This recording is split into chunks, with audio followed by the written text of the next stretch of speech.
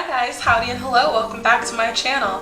My name's Mercy and look, I know you're looking for... I hate to be secretive, but you can never be too careful when the fae folk are around and you never know where their allegiances lie. In our last quest, we ventured into alternate realities with One Past Midnight penned by Miss Jennifer Shervington. I only thought it appropriate to use that as a segue to venture into faerie with Glimmer Glass. Glimmer Glass is the first in a trilogy. God, I miss the big words. By Jenna Black.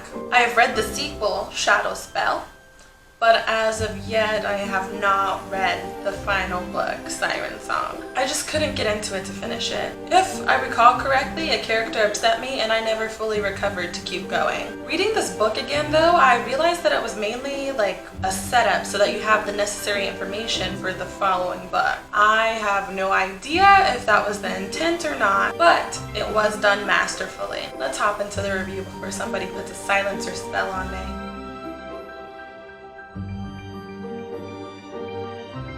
We are immediately thrust into the crux of the story when we show up with Dana for her voice recital in the opening scene. We discover off the bat that she's half fae, which is why her voice is so naturally enchanting, if you will. In that same breath, we discover that her mother is a raging alcoholic. She moves the two of them around non-stop because she's trying to avoid her father getting caught up in the political battle that she would be due to her fae heritage. To demonstrate this point, the mother shows up sloshed to the performance, earning Dana more embarrassment from her peers. This seems to be the tipping point as Dana then decides that it would be a great idea to run away to Avalon to meet a father that she's never met before. Avalon, the only place where faerie and the human world combine, apparently more sought after than Jerusalem. Her dad fails to meet her at the airport, so she takes a cab to the Avalon border, where she is promptly detained and interrogated by customs.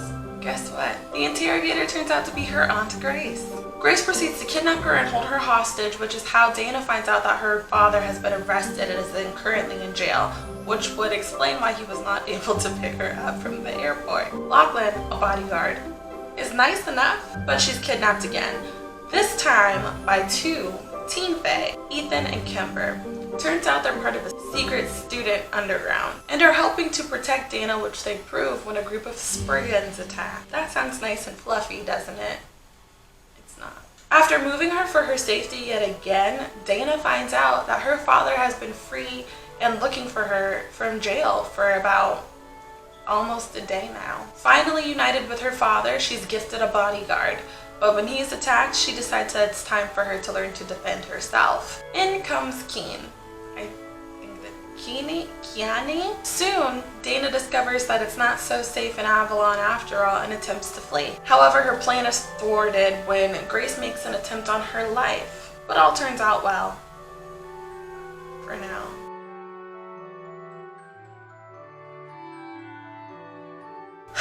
Lachlan, he's an actual troll. Grab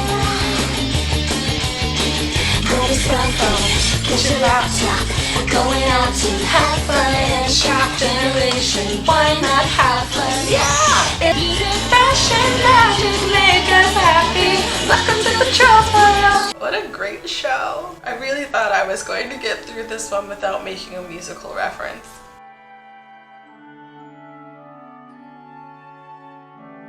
He's a troll with a human glamour. He owns the bakery above the prison where he's keeping Dana, on request from Grace. Supposedly the food is really good, but apparently not good enough to keep Dana from being reminded that she is indeed being held captive. I feel bad for him because it's clear that he was/is in love with Grace, and it's also very clear that Grace is just using him as muscle. But he comes over to the good side in the end to help protect Dana. Grace Stewart. Complete psycho. I mean that literally. She exhibits impaired empathy, no remorse, and her actions are hella bold. She's trying to use Dana as a weapon, but when it's clear that that's not going to work out, she orders a hit on her mother and then tosses Dana into a moat filled with water witches. I don't know about you, but my aunts would never do that. They might think about it, but they wouldn't do it. Just kidding, I'm too precious. Seamus Stewart. Dana's dad, a full-blood fae, and a Seelie lord.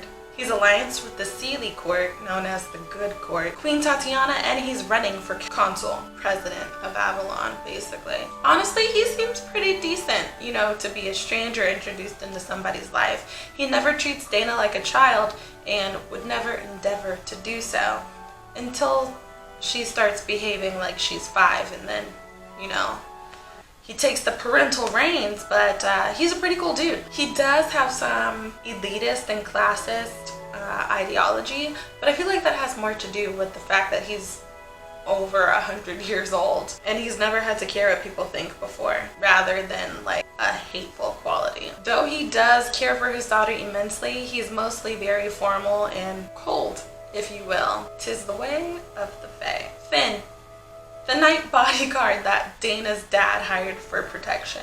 And that is knight with a capital K. It's some type of order, but it isn't really elaborated on in this book. He's apparently a real stud muffin though. Tall, built like a Mack truck.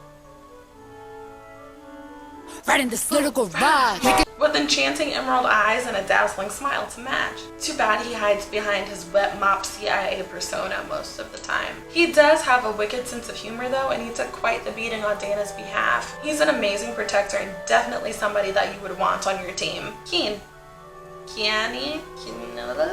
Finn's done in Dana's defense instructor. We don't get much of him this round other than the fact that he has his dad's eyes and his hair is dyed black. He's described as a fae bad boy, if you will. He's a total smartass and he's really rude to Dana, but later on we find out that that's more so because he took offense to something that Dana's dad said on her behalf, rather than actually having to do with his dislike of Dana. As a matter of fact, I'm pretty sure he has a crush.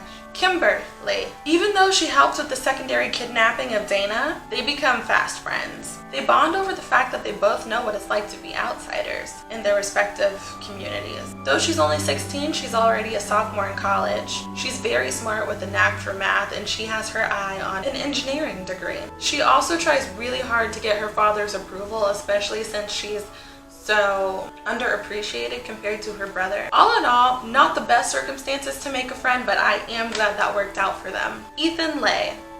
Kimber's older brother and the second part of the kidnapping team. He's very attractive for a fae and he knows it, even though he can't hold a candle to Finn. He's a magical prodigy and takes every second that he can to rub that into Kimber's face, as well as the fact that he's their father's favorite. He's aware of the fact that he has an unsettling effect on Dana, but he chooses to take advantage of it and taunt her anyway. He does seem to like her as more than a friend and flirts a lot, but after we find out that the whole kidnapping scheme is part of something that his father instructed him to do, as well as him performing a calming spell on her without her consent, he's pretty much messed up any opportunity he would have had to be with her. Dana Hathaway, Stewart. Finally, we have Dana herself, woman of the hour. Everyone's trying to kill her and she has no idea why until Ethan and Kimber reveal to her that she is a faerie walker. So she's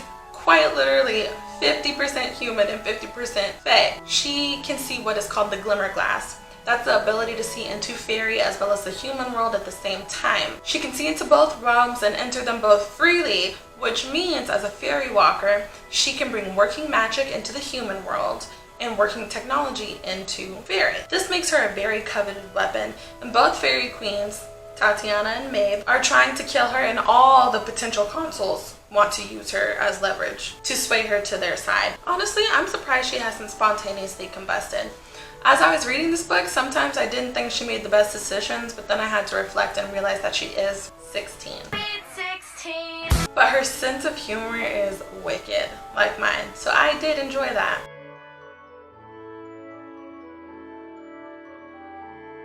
Advice: research before you go. If you're going to meet a hoity-toity, estranged parental figure in a foreign country, maybe dig up a little dirt on them so you don't walk straight into a kidnapping scheme / heist. 2. No means no. Maybe means no. Temptation means no. Intoxication means no. Anything that is not a sober, clarity-informed yes is a no. Glad we talked about it. 3. Trust No one. Honestly, after this book and the betrayals we witness, I think I'm onto something here. So, just like stay woke, I'll keep saying it, trust no one, nobody's trustworthy, don't do it. They will only hurt you or get you attacked by a spriggan. 4, always turn right. If you're in a tunnel system maze and you get lost, just keep turning right unless that takes you in a circle. Or is that to find out if somebody's tailing you? You know what? I don't know. Either way, it'll tell you one of the two, okay? So, I never claimed to be a doctor. Trust me, I'm a doctor.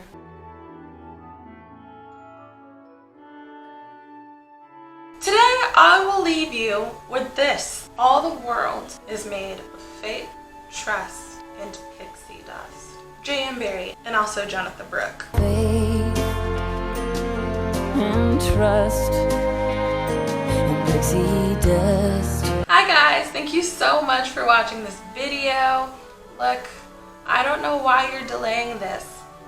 Like this video, but more importantly, subscribe so that you know when a new video comes back, and then we can do this all day long, baby, all day long. Be sure to leave a comment down below. Don't forget to hit that bell notification, and me, will see you in the next one.